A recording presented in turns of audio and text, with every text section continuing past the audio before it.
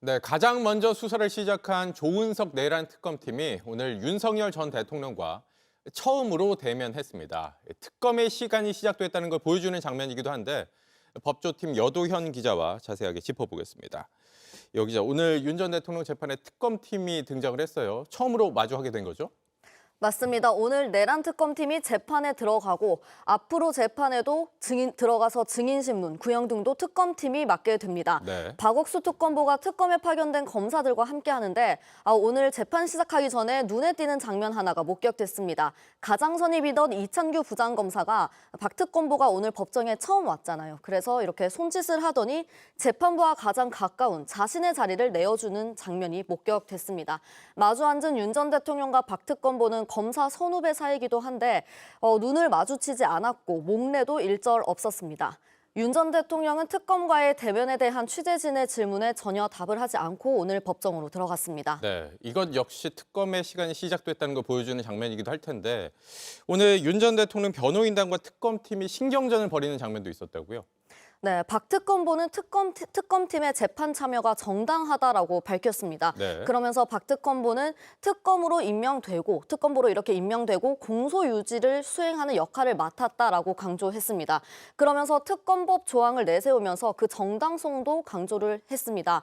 반면에 윤 전 대통령 측은 내란 특검은 위헌이라고 주장했는데 특정 정치 세력이 주도한 특검을 같은 당에 속한 대통령이 임명하고 또 그렇게 수사권을 행사하는 건 공정하게 재판받을 권리를 침해하는 거라고 지적했습니다. 그러면서 헌재의 판단도 구해보겠다고 예고했습니다. 네, 그런가 하면 이 특검팀이 직위원 재판부를 향해서 좀 작심 발언하는 듯한 장면도 있었다고요?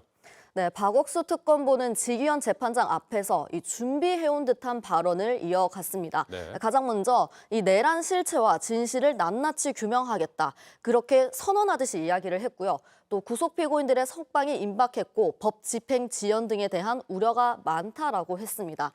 이 발언이 사실상 지기현 재판부의 재판 진행을 콕 집어서 말한 거라고 볼 수 있습니다. 네. 그러면서 신속한 재판도 촉구했습니다. 네.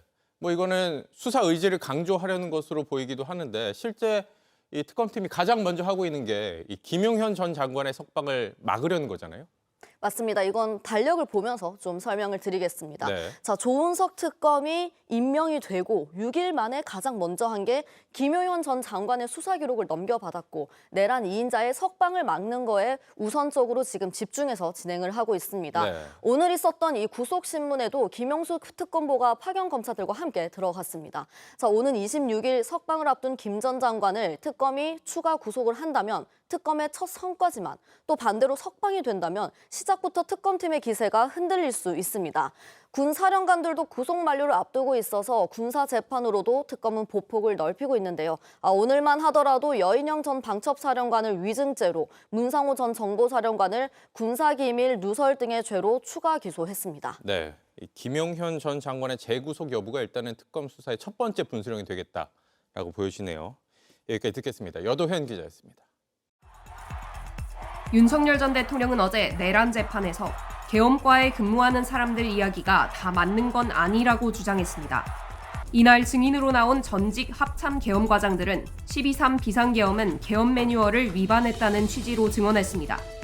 계엄이 선포되면 합참의장이 계엄사령관을 맡도록 돼 있는데 당시엔 박안수 육군참모총장이 이례적으로 계엄사령관으로 임명됐다는 겁니다. 이에 윤 전 대통령은 계엄 핵심 실무자들이 현실을 모른다는 취지로 반박에 나섰습니다. 윤 전 대통령은 6.25 전쟁을 언급하면서 계엄사령관의 합참의장을 임명하는 건 현실성이 떨어진다고 했습니다. 군사 충돌이 벌어지면 합참의장은 계엄 사무를 담당할 정신이 없다는 겁니다. 또 1979년 12.6 사태 당시에도 계엄사령관은 육군참모총장에게 맡겼다고도 했습니다. 계엄 실무 편람에 계엄은 예방적으로 선포할 수 없다고 돼 있지만 윤 전 대통령은 이날도 국민들에게 메시지를 강하게 보내기 위해 실무장하지 않은 군인들을 최소한으로 투입했다는 주장을 이어갔습니다. 3대 특검 임명 이후 처음으로 윤석열 전 대통령이 재판에 출석했습니다. 그동안 취재진의 질문에 묵묵부답이던 윤 전 대통령은 기자에게 가로막지 말라며 입을 열었습니다.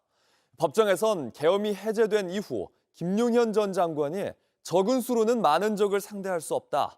중과 부적이라고 말하는 육성 파일이 재생됐습니다. 김세영 기자입니다.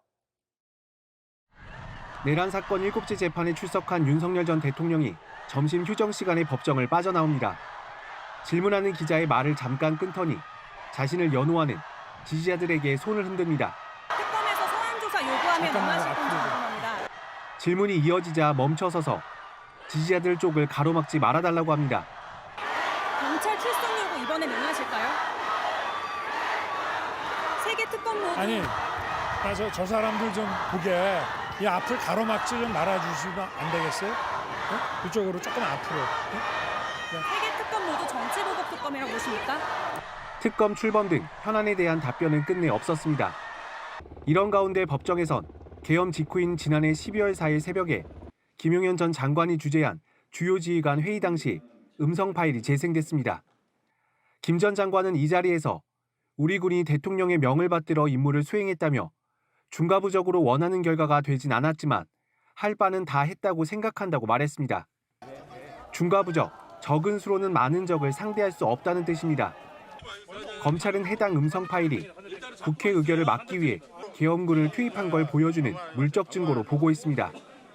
김 전 장관을 보좌한 전 국방부 군사보좌관도 증인으로 출석해 이를 뒷받침했습니다. 비상계엄 해제 뒤 윤 전 대통령이 국방부 결심 지원실을 찾아 김 전 장관에게 국회에 몇 명 투입했느냐며 거봐 부족하다니까 1000명 보냈어야지라고 한 말을 들었다는 겁니다. 그리고 김 전 장관이 노상원 씨와 통화를 하며 응 상원아 하는 말을 들었고 나중에 노 씨가 내란 사건에 개입됐다는 말도 들었다고 증언했습니다. JTBC 김태영입니다.